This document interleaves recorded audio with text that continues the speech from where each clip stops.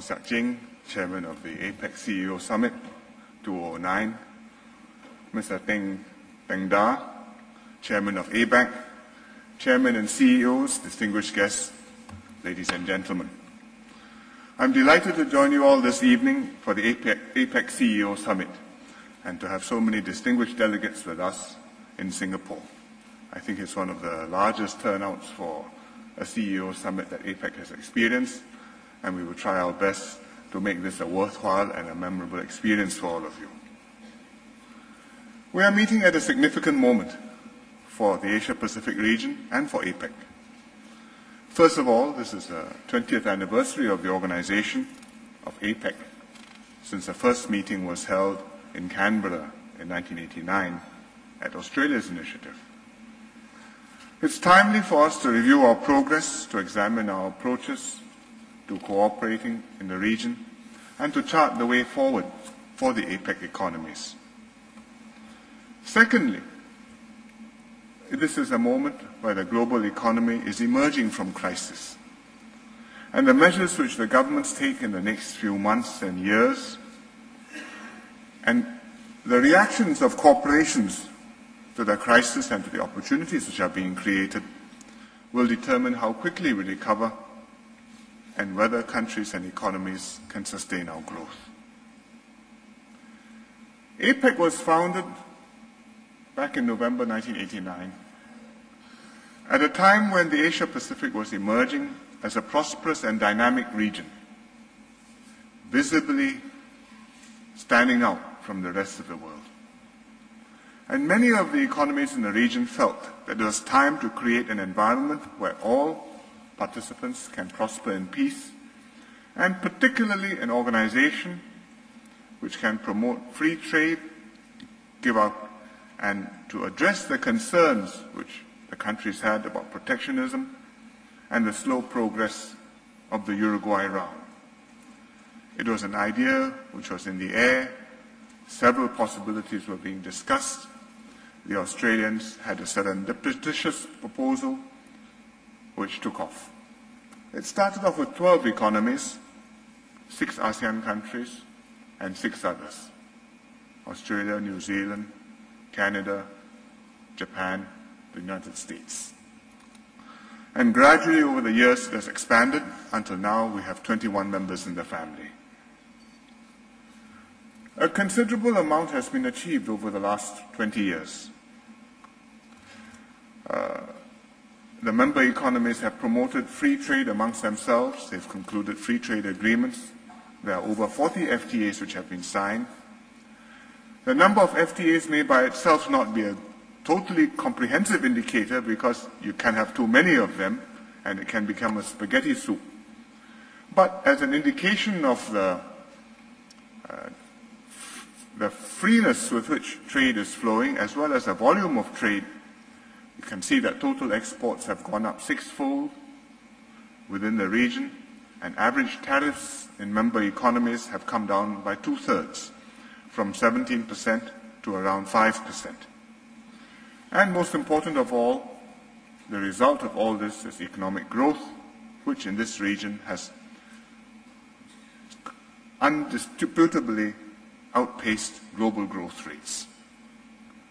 And in some member economies, there has been an astonishing rise in prosperity within 20 years, more than doubling or even tripling of their per capita GDPs. So these are all clear evidence of the benefits of free trade and globalization, and the good work, directly or indirectly, which APEC has done. This last year, of course, has been a difficult one. APEC members have been affected by the global financial crisis like all other countries. Trade volumes have come down sharply. At one time we thought they would collapse, but fortunately they have now stabilized. Financing dried up, and some observers feared, with reason, that the world was in danger of entering another depression.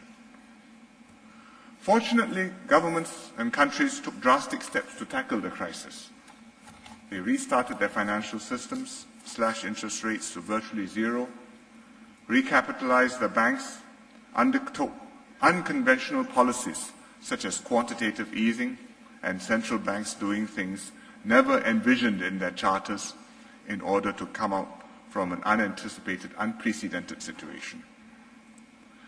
Governments implemented fiscal stimulus measures, discretionary spending on a large scale, deep tax cuts, direct transfers to households, all kinds of vouchers, handouts, cash for clunkers, schemes to encourage people to buy, to spend, to keep confidence up, and to prevent going into a self-fulfilling trough.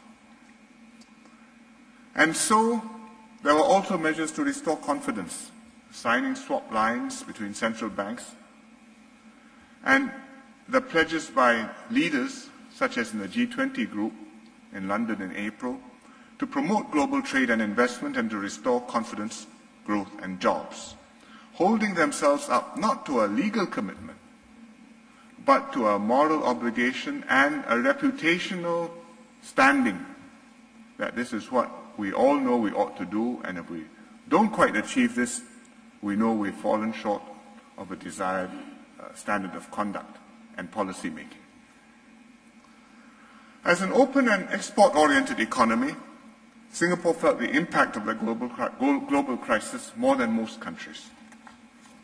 We responded aggressively with emergency measures, and last December, when things looked very grim, we introduced a program called SPUR, Skills Program for Upgrading and Resilience, to help workers upgrade their skills and therefore keep their jobs, with programs, with actual training courses, and with government subventions and support. Then we worked out a comprehensive response to the crisis, which we introduced in an early budget in January this year. Many items, but two key programs in the budget. One was a jobs credit scheme, which meant the state took over part of the social costs of employing workers, of contributing to their Central Provident Fund accounts, which means their pension funds, rather than employers paying for these contributions. And this reduced the cost of employing the workers, kept businesses viable, and preserved jobs. And we also had a special risk sharing initiative, which is a scheme to have for the government to share the risk of loans from banks to businesses, especially SMEs, so that viable businesses could continue to have access to credit. The measures resulted in a budget deficit of 5 to 6% of GDP, one of the largest deficits in our history. Or if you look at it the other way around, one of the largest fiscal impulses in our history. But the purpose was not to boost domestic demand. It was to help companies to retain workers and to help workers to improve their skills and employability. Because we decided the best thing we could do was to help keep companies afloat, keep workers in jobs, and therefore they can look after themselves and see through the immediate crisis. The measures were supported both by employers and unions, and they were effective both in stabilizing the economy and in maintaining confidence. Today, Singapore and the global economy too is experiencing a clear but modest recovery.